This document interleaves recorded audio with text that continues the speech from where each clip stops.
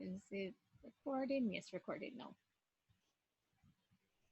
Hi, good evening, everyone. Welcome to my very first email marketing Q&A. I'm your host, Raquel Newman, and I'm not going to delve too much into me, but I'll give you a quick overview. I am a digital marketer that focuses on email marketing, and I've been in the business of email marketing for over 5 years. Some of the email marketing systems that I use are Infusionsoft, ActiveCampaign, MailChimp, ConvertKit. I've also used Constant Contact and another, maybe say, little known one called SendGrid. Some of my most notable achievements using email marketing, or I would say the main one, is making over $24,000 in just one single email marketing campaign for one of my clients. And that happened in under 48 hours. Another thing that I'm really proud of is when working with one of my clients, I sent over 7 million emails per month. Now, to send 7 million emails per month is quite a feat, but we did it and it netted them a whole lot of money, which will segue into me answering your questions about email marketing, whatever you want to ask, whether it's about the benefits of email marketing, whether it's how to get started with email marketing, you name it. Uh, for now, what I have for you, I will start with some questions that I've already been asked, questions that I've already seen asked in other communities. And then if you have any questions, just drop them in the chat or you can message me and I will be sure to answer them. So what I will do is bring up the questions on my screen right now, and then we can look into them. And I would like to welcome everyone here. Forgive me. Welcome to everyone here. Thank you for joining me. I see Miss Ruth Taylor. Are you? So before I go on, and you have the power to unmute yourself, can you see my screen? Yes, I can. Good evening. Hi, Ruth. Good evening. Thank you for joining me. Okay, so let me put this in presentation mode so that the screen isn't so cluttered. So I already talked a little bit about myself. And so now it's time for me to answer your questions. So the very first question that I often hear asked is email marketing still effective? Is it still relevant? And for me, the resounding answer is yes. Yes, it is still effective. Yes, it is still relevant, especially now with the whole pandemic that the world is going through. You'll find that the best way to get to people now is email. People are on their computers all the time. If you have kids, you'll realize that you have to be checking your kids' emails because their teachers are sending them assignments to emails. So perhaps you would have thought that email marketing was no longer effective because you've gotten so many emails, you've grown tired of your emails, maybe you stopped opening your emails or you filter them. And that's okay because email fatigue is a real thing. But I can tell you, even as a marketer myself, even as someone that has subscribed to other people's email lists, I still open emails and I still make purchases from email. So email marketing is still effective, it is still relevant. Don't throw it away. And this is going to be even so much more important when I go to the next question. And something else that I'm always seeing, and I've seen people say this, why even bother with email when we have social media, when we have so many people that are on Facebook? I think Facebook boasts over 2 billion users per month. We have Instagram, we have YouTube, we have TikTok, and now people are going viral on TikTok. And I'm seeing how easy people can go viral on TikTok. And so, with so many different social media platforms that are drawing our attention, why should we even care about email marketing? Why should we use what people consider the dinosaur of the marketing world? Well, my simple answer is this: do you own Facebook? Do you own Google? The reality is, all of these platforms, all of these programs, they do not belong to us. They do not belong to you. I cannot tell you how many people I've seen cry because Facebook shut down their account because they can't use Twitter, or their information has been hacked. Their YouTube was hacked, or YouTube deleted a video. There's this workout guy. I Thomas the I can't remember his last name. It's so sad. But there's this YouTuber that I started watching, that I started following recently, and I saw a post that he made on YouTube, because you can have the community posts. And in that post, he said, well, YouTube made a mistake, and for whatever reason, they deleted a video that he had, and the video had over 5 million views. That is insane. But they deleted the video. So he had to re upload the video. And now he's asking his community to share that video, to spread the word, to have YouTube see that it was a relevant video, that it was helping people. He was talking about intermittent fasting. So you can see where I'm going with this. If you rely, and I'm not saying that you should not use social media.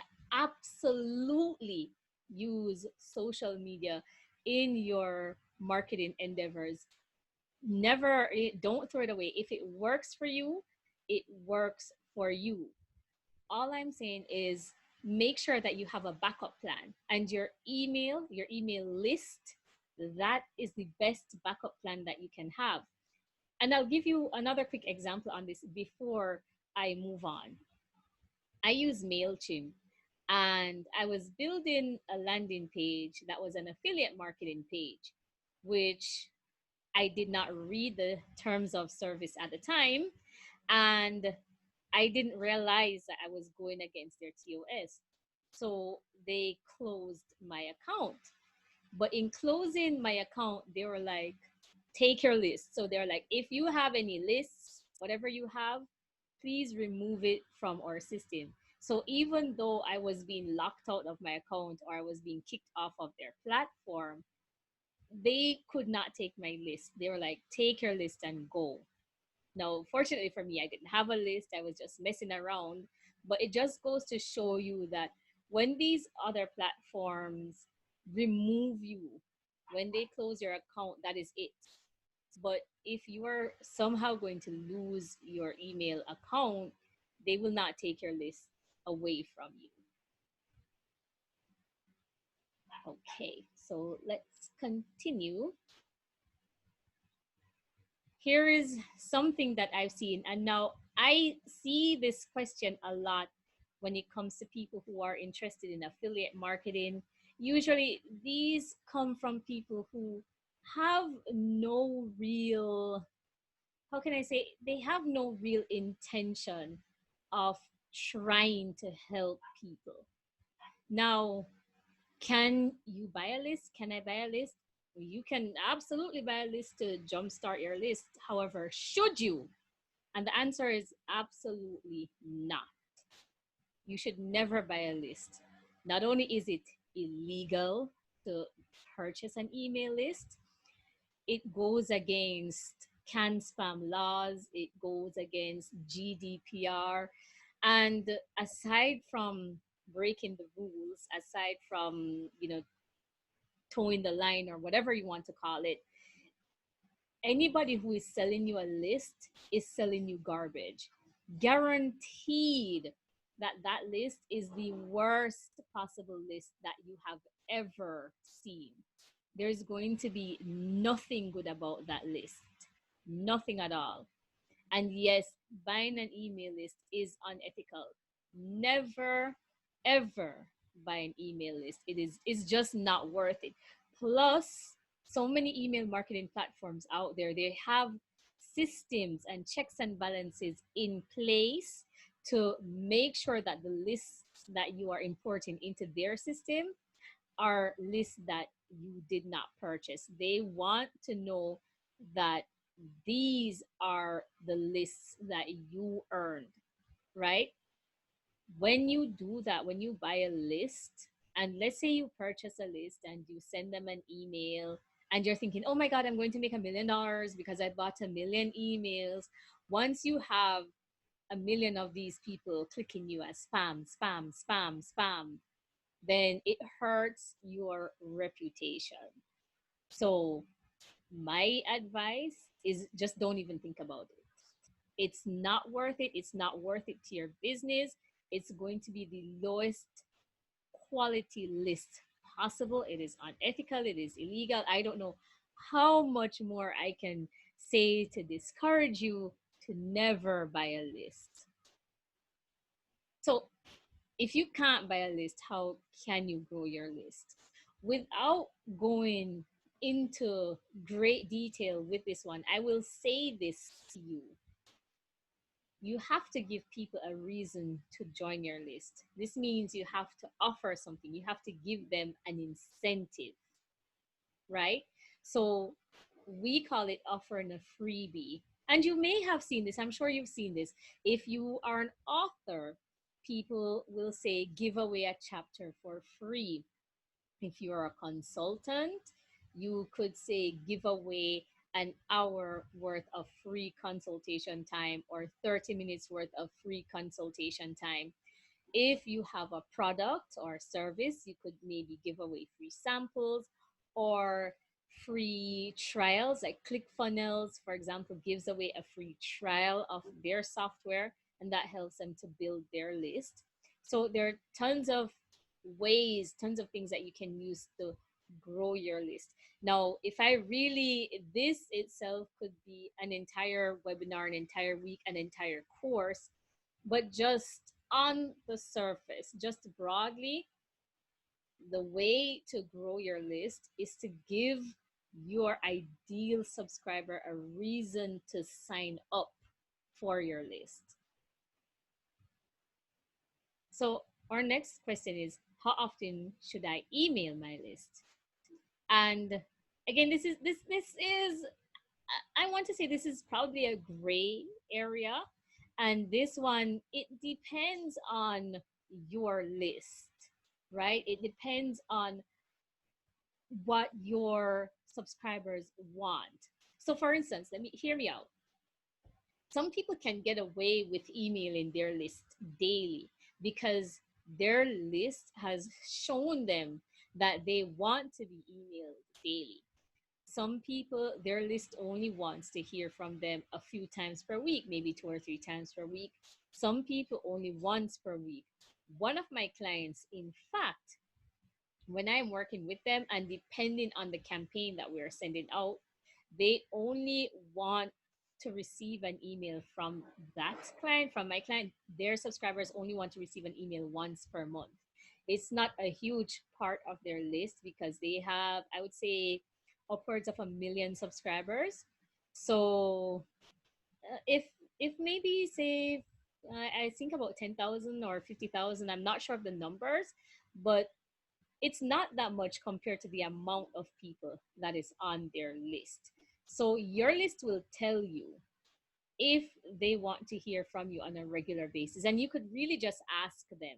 And this is where something called segmentation comes in, because in order to know whom you can email and how often, you ideally want to segment your list. I won't be able to go through the segmentation process right now because that, like how to grow your list, is something that could take up an entire session. But just know that the how often you email your list will really depend on your list and what you have to offer. Some groups of people, like authors, can easily get away with emailing their list once per week. But if you segment properly, I've seen clients. I remember working with a popular online course creator, and what they did, everybody got an email from them. However, not everybody got a daily email from them. So, segment A might get an email on Monday, and on Tuesday, they will not receive an email, but somebody else will receive an email from them. So, with the power of segmentation, we were sending out emails every day, right? We were sending out emails every day. However, not everybody was getting those emails. I see a comment saying, yes, segmenting is a challenge if you are not an email marketing. This is true. If you There are some email marketing platforms that don't offer that kind of robust segmentation process. So there are some email marketing platforms where you cannot segment like that. And in that case, so the question I'm being asked is, how do you how do you handle people who sign up for multiple things on your list? All right, this is an excellent question. Now, each email marketing platform is different. What I tend to do, if your platform allows you to segment, so if your platform allows you to name each list and you're able to email each list differently, then you'll have to name the list. So if list A is interested in weight loss, you'll say weight loss signups. If your other list is interested in the ketogenic diet, then you'll say keto diet list. And so when you're emailing, you can choose to email one list over the other. So sometimes you won't segment by applying a tag. So maybe you'll have to segment by using a list.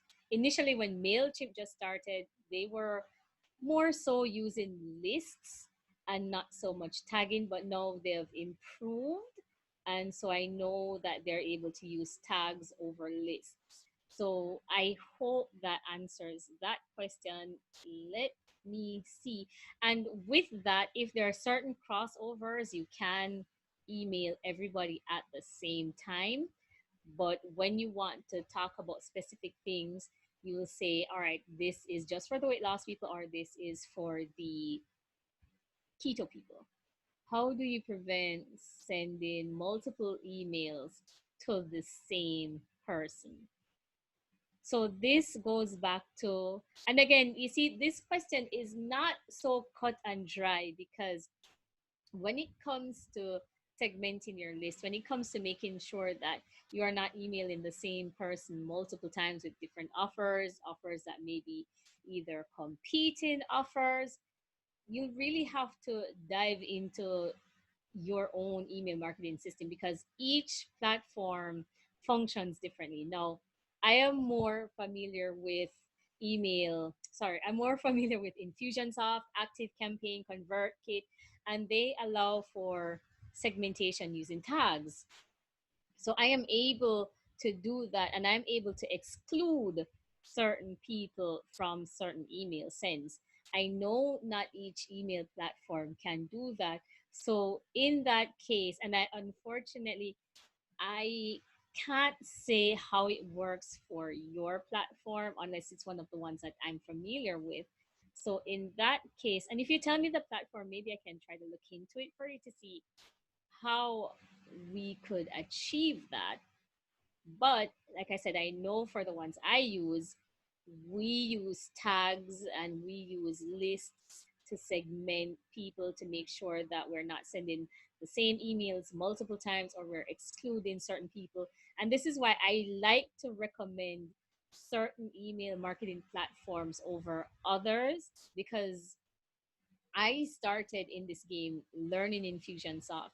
And so I was able to go with the more advanced systems with the complex segmentations, decision diamonds, taggings, and all of that wonderful stuff.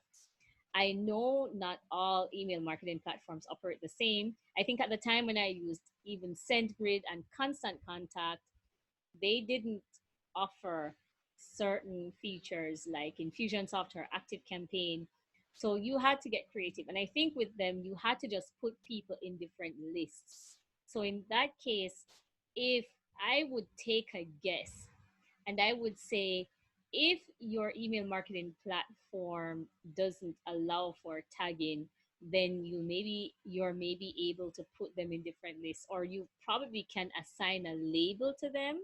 So perhaps that works. And then you will have to be strategic in how you email to make sure that you can say on Monday I'll give this person an email, but on Tuesday they will not get that email. Right, let me see about other. I want to send out a mass mail, but people are on.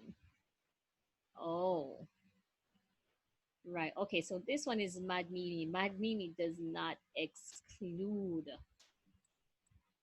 I'll have to.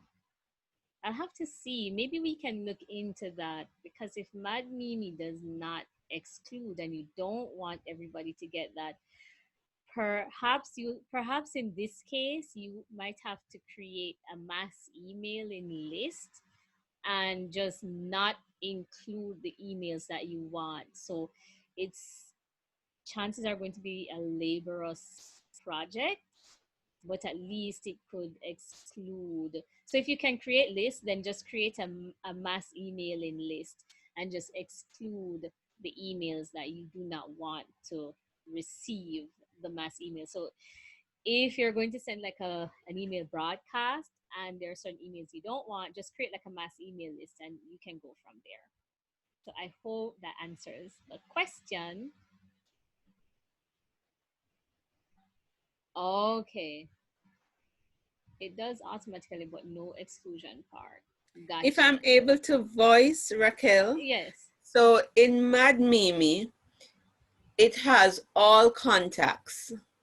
So if you wanted to send everybody, even though you have multiple lists, you can send to all contacts. Mm-hmm. The problem is I have different products, and some of the same persons keep signing up for different products, because every time you have a webinar, this person might sign up, and then I have to categorize them and say, this is training, this is the book.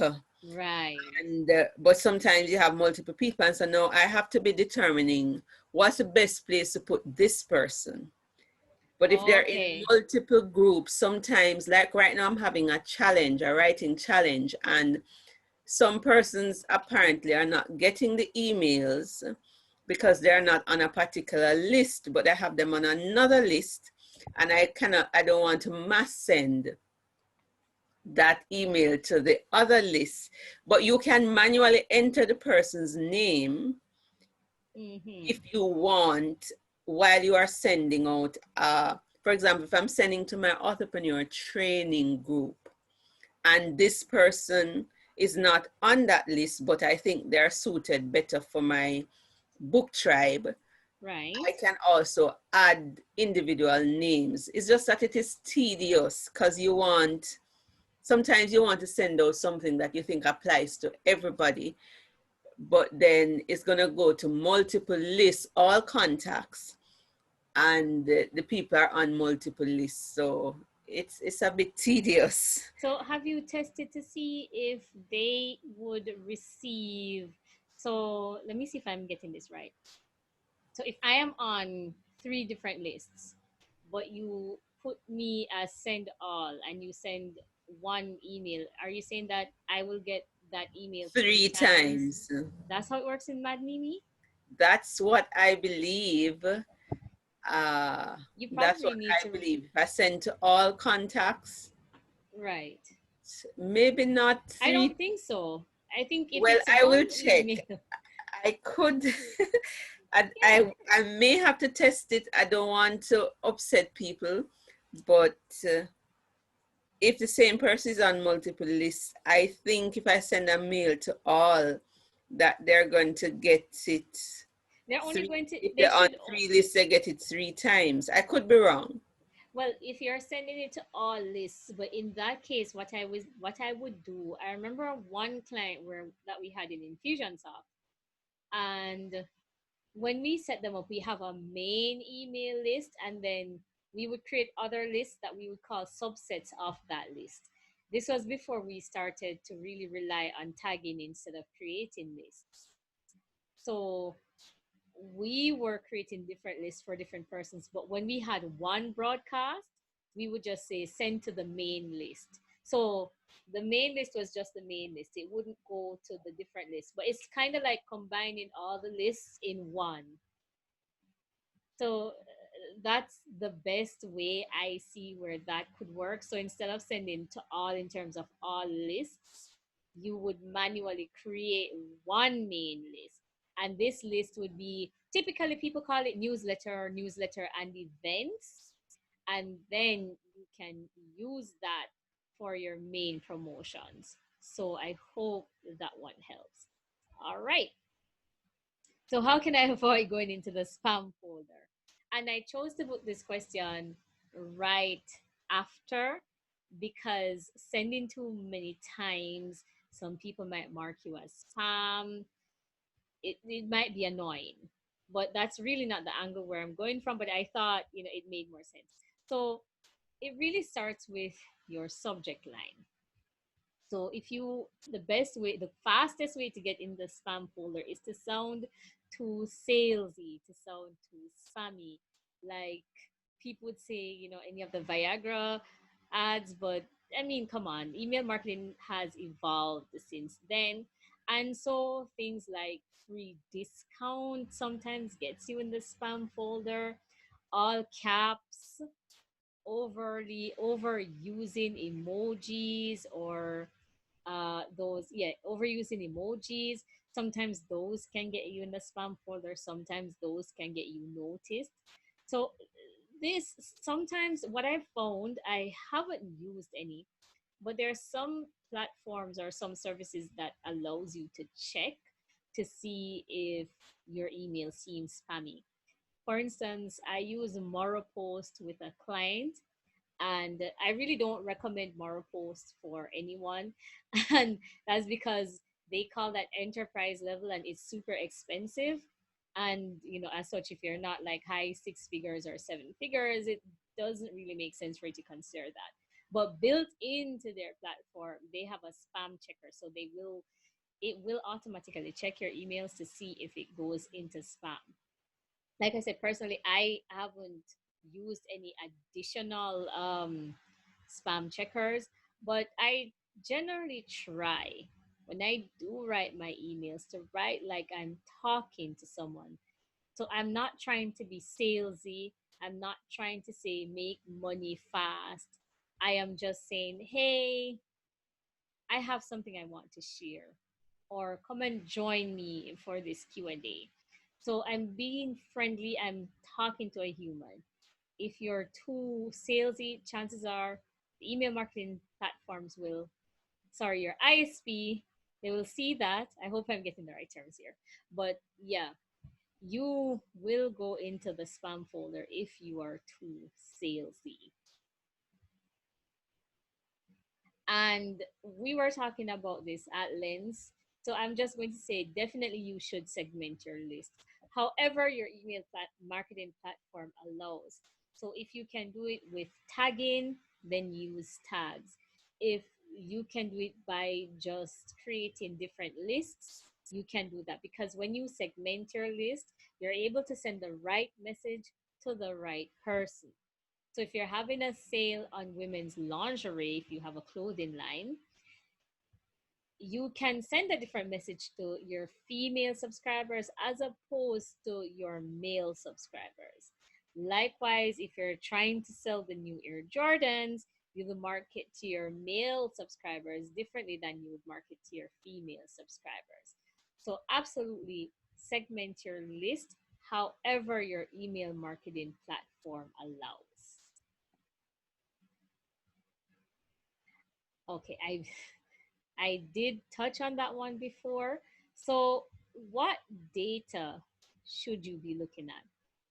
Honestly, the two most important data points, and there's so much, but the two most important data points that you should be looking at is your open rate and your click through rate. If nobody opens your emails, then nobody reads your emails. If nobody clicks on your emails, then chances are if you're selling something, you will not get any sales. So the two main metric that you should be focusing on, the two main points of data that you should be focused on is your open rates and your click-through rates. And I'm not saying nothing else doesn't matter, because when you really start to get deep into email marketing, you're going to start doing something that we call A/B testing or split testing, where you're testing different subject lines, you're testing if they will click on an image or if they'll just click on a button.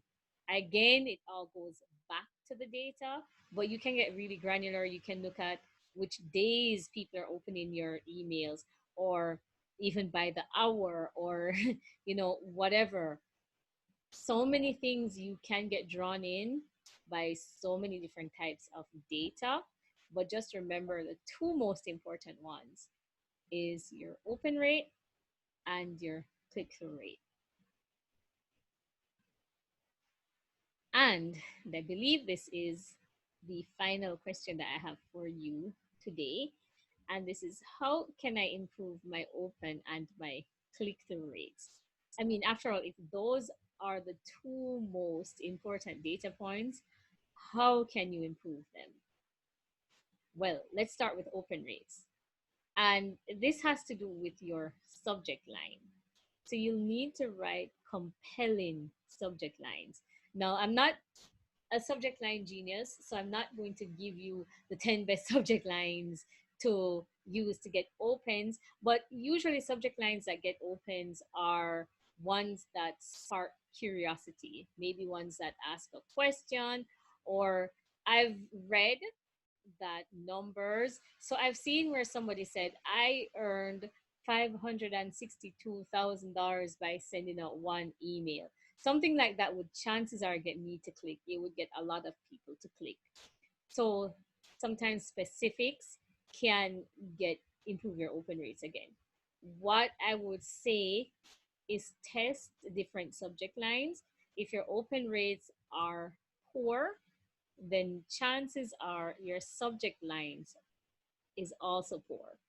Or it could be a case where your list itself is becoming stagnated and you need to do things to grow your list so that you can get new subscribers on it.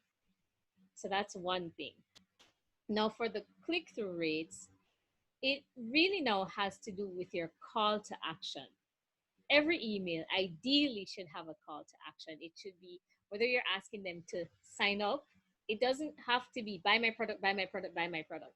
It could be, here's my free training that I have over at YouTube. This is what's happening in the Facebook group. I wrote a new blog post today. Go check it out.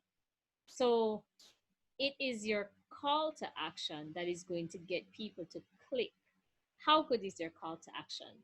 Sometimes people like clicking on images, some people like clicking on buttons, some prefer just a simple click here, right?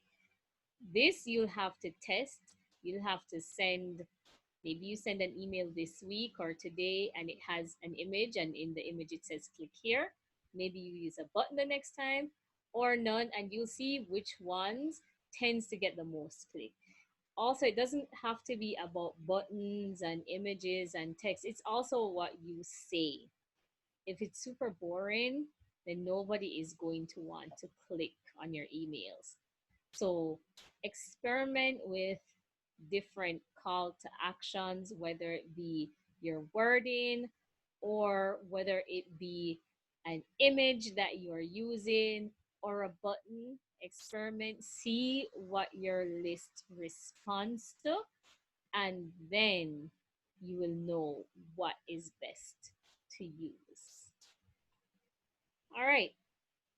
And that is it for tonight's Q&A session. I will ask Ruth, you can unmute yourself. Do you have any more questions?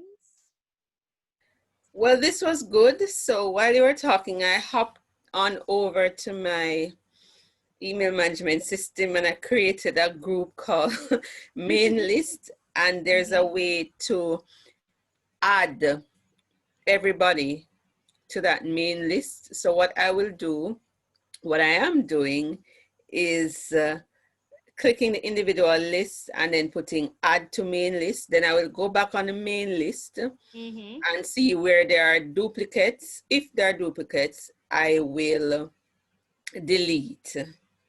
And you can check in your system because sometimes, depending on the system, they won't duplicate the emails. But if they do, then for sure make sure that it's deleted so that one person doesn't get three, four, five, different emails. But yeah, that's one solution, is just to create a main catch-all list. And that this is just for, like, if you're having something that you want your entire list to benefit from, then you have that overall. I used to just call it main list or newsletter and events or whatever. So you Right. decide, right. So I'm So glad that that helped. yes, that solved a big problem. Thank you so much. You're All right. welcome. Thank you. Okay, so we no more questions. I would say we have come to the end of the very first live email marketing Q&A. I hope that we can have more. I hope that there will be more. I hope that I'll get some more questions. But for sure, I want to continue doing this. So I look forward to answering some more questions, to coming with some more questions, and to enlightening you on the benefits of email marketing. All right, so have a good night, everyone, and I will see you next time. Okay, let me